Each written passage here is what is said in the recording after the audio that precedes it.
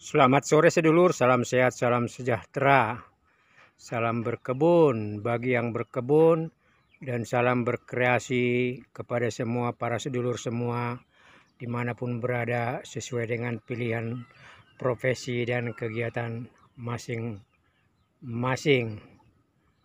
Monggo yang baru masuk channel ini silahkan like, subscribe, komen, dan bagikan supaya kita terus bersemangat berbagi pengetahuan dan pengalaman. Ketika kita aktif berkebun atau aktif melakukan apapun, apalagi kalau itu profesi atau mungkin kerja paruh waktu, berarti kita berpotensi menghasilkan yang namanya active income. Kita aktif, maka ada pendapatan. In masuk ke dalam, come datang.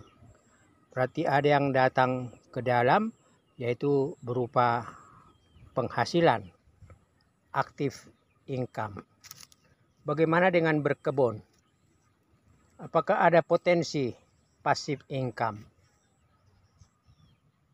Passive income berarti dimaknakan meskipun kita tidak aktif, income kita masih ada, masih dapat secara reguler maupun parsial maupun insidental. Jadi meskipun kita tidak aktif, tetapi kita masih berpotensi kemungkinan punya namanya bonus, insentif, reward, mau apapun namanya itu sesuai dengan sistem bisnis yang kita jalankan atau kita masuki. Ketika berkebun sedulur, ditelusuri, passive income ada.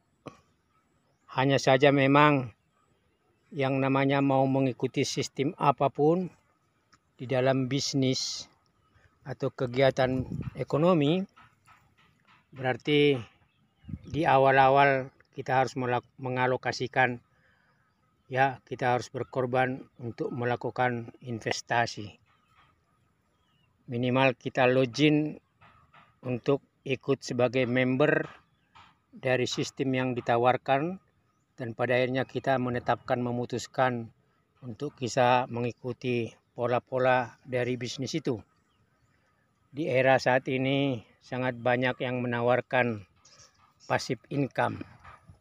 Ya, media sosial, era digital saat ini menawarkan yang namanya passive income. Media sosial dengan tools digital menawarkan potensi agar kita bisa mendapatkan passive income. Tapi apapun pilihannya, apapun sistemnya, relatif. Berarti di awal-awal kita harus berkorban, kita harus bekerja, kita harus menjalankan hal-hal teknis, dan kita juga mungkin harus melakukan kerja-kerja bersama anggota lain. Kalau di social trading, bisa saja setelah kita memenuhi persyaratan sebagai anggota, kita melakukan investasi sekian puluh dolar atau ratus dolar, lalu kemudian kita mencari jejaring keanggotaan kita, sehingga pada waktu tertentu dan kemudian juga prestasi tertentu, level pencapaian tertentu, kita akan diberikan persentase bonus atau passive income. Demikian juga di sistem digital, big data maupun multi level marketing. Kita harus mencari mitra bisnis, anggota dan lawan kita, dan kemudian mengembangkan jaringan, dan kemudian melakukan omset semuanya, secara aktif, lalu kemudian menjaga aset jaringan, yaitu sumber daya manusia yang sudah menjadi member dari sistem yang kita pilih. Jadi artinya multi level juga menawarkan potensi pasif income pada fase-fase ketika kita berada di level prestasi dan jenjang seperti yang ditawarkan pada sistem multi level itu. Ibaratnya ketika kita membeli saham dari perusahaan terbuka yang go public, tentu di awal penawaran initial offeringnya, public offeringnya, kita harus menguasai sedikit mengenai keuangan dan mungkin mempelajari laporan keuangan perusahaan terbuka tersebut yang go public tersebut 2 tahun terakhir untuk mengetahui kinerja keuangan, rasio profitabilitas, tingkat keuntungan atau rasio likuiditas, mungkin juga rasio solvabilitas, kemampuan modal dan laba terhadap utang jangka panjang, termasuk mungkin juga rasio-rasio keuangan yang standar. Artinya apa? Ketika kita ingin mendapatkan passive income, berarti kita memang harus berkorban, melakukan investasi, mendaftar sebagai peserta legal, dan kemudian mengikuti proses-proses teknis selama waktu tertentu untuk sampai pada jenjang tertentu, lalu kemudian passive income itu akan hadir. Bagaimana dengan di kebun ini, sedulur? Ketika kita aktif berarti kita panen. Ya. Adakah yang bisa dikategorikan sebagai passive income? Sepertinya ada menurut saya, walaupun itu sifatnya adalah biaya pengganti. Seperti misalnya pisang ini, tadinya hanya ada di sini setumpukan. Ya.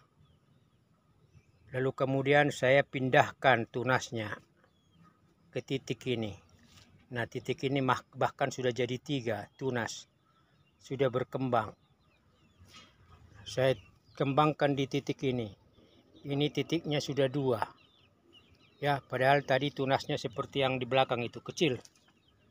Kemudian saya kembangkan lagi, pindahkan lagi pisang ini ke sini. Itu juga sudah tambah. Ini juga sudah tambah tunasnya. Tunas. Saya pindah-pindah pisang Bangka Hulu ini.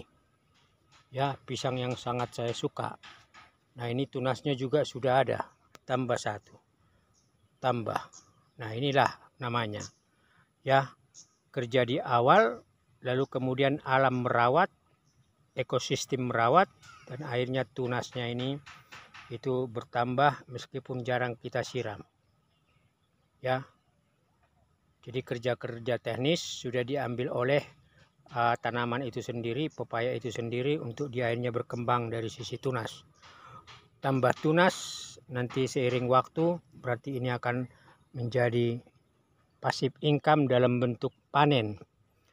Tidak dirawat, tapi hanya diperhatikan. Memang akan lebih bagus kalau dirawat, disiram secara rutin. Tentu akan memberikan ya pertumbuhan pisang yang lebih maksimal.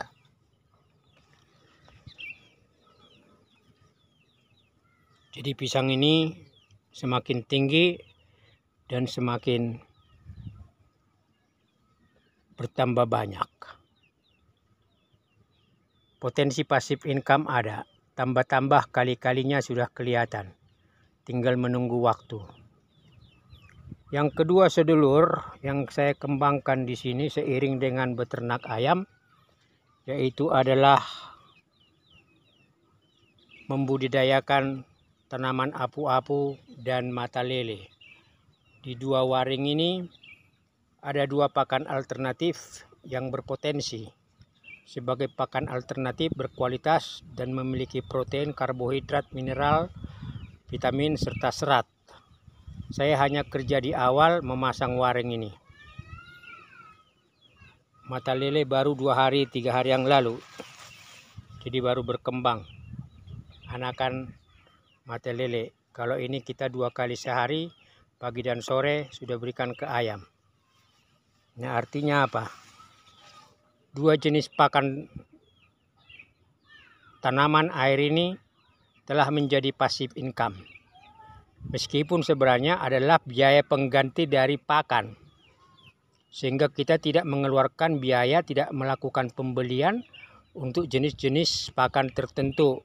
Akhirnya dikategorikan sebagai substitusi cost, biaya pengganti. Sehingga uang kita tidak keluarkan, malah uang kita aman, bahkan mungkin bertambah ketika biaya pakan yang seyogyanya harus keluar, kita tidak keluarkan lagi karena kita telah investasi dengan melakukan kerja teknis, membudidayakan ajola dan juga itu mata lele.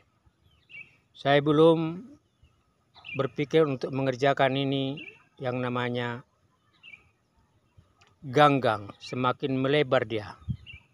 Di atasnya itu adalah apu-apu. Kalau hijau berarti dia masih dalam proses pertumbuhan.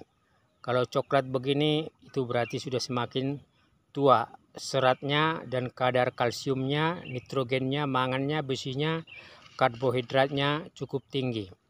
Protein 24% sampai 30% dalam 1 kilo kering tanaman ajola.